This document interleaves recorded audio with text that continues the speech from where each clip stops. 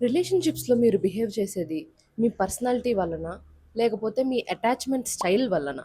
So, జనరల్‌గా ఏ రిలేషన్‌షిప్‌లో అయినా మీరెలా బిహేవ్ చేస్తారు? లైక్ మీ పార్ట్నర్‌తో కానీ, పేరెంట్స్‌తో కానీ, స్ట్రేంజర్స్‌తో కానీ, ఫ్రెండ్స్‌తో కానీ. జనరల్‌గా అటాచ్‌మెంట్ స్టైల్స్ అంటే మనం చిన్నప్పుడు కేర్ గివర్స్ అంటే మన ప్రైమరీ కేర్ గివర్స్ ఎవరైతే ఉన్నారో లైక్ మన పేరెంట్స్ అయినా, గ్రాండ్ పేరెంట్స్ అయినా వాళ్ళతో ఉన్న ఎక్స్‌పీరియన్సెస్ వల్ల డెవలప్ అయ్యే ఎమోషనల్ ప్యాటర్న్స్ అనమాట.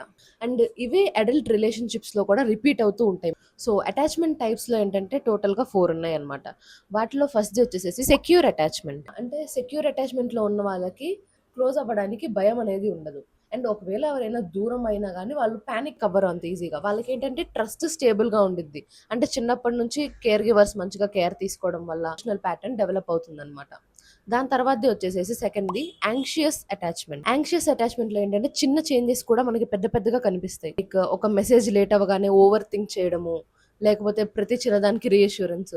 నిజంగానే నేను చేసింది కరెక్టేనా? నిజంగానే నువ్వు నన్నేమి అనుకోవట్లేదా? అని చెప్పి ప్రతిదానికి రీఅష్యూరెన్స్ అడుగుతూ ఉంటారనమాట. నెక్స్ట్ వచ్చేసేసి అవాయిడెంట్ అటాచ్‌మెంట్. ఇందులో ఏంటంటే అవాయిడెంట్ అటాచ్‌మెంట్ స్టైల్ ఉన్నవాళ్ళు జనాలకి క్లోజ్ అవ్వడానికి ఇబ్బంది పడతారనమాట.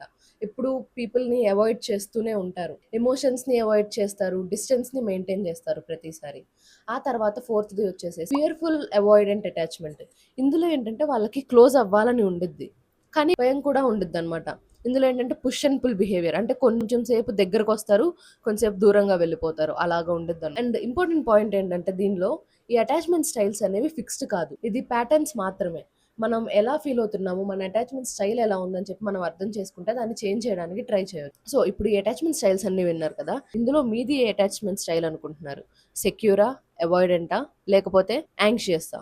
కింద కామెంట్ చేయడం మర్చిపోకండి. రిలేషన్‌షిప్స్‌లో ప్రాబ్లమ్స్ అనేవి పార్ట్నర్స్ వల్లనే కాదు, ఈ ప్యాటర్న్స్ వల్ల కూడా వస్తాయి. ఇలాంటి ప్యాటర్న్స్‌ని మనం అర్థం చేసుకుంటే రిలేషన్‌షిప్ కూడా చేంజ్ అయ్యిద్ది. సో, నెక్స్ట్ వీడియోస్‌లో ఇంకా ఇంట్రెస్టింగ్ టాపిక్స్‌తో కలుద్దాం. Make sure to subscribe to my channel guys. By by.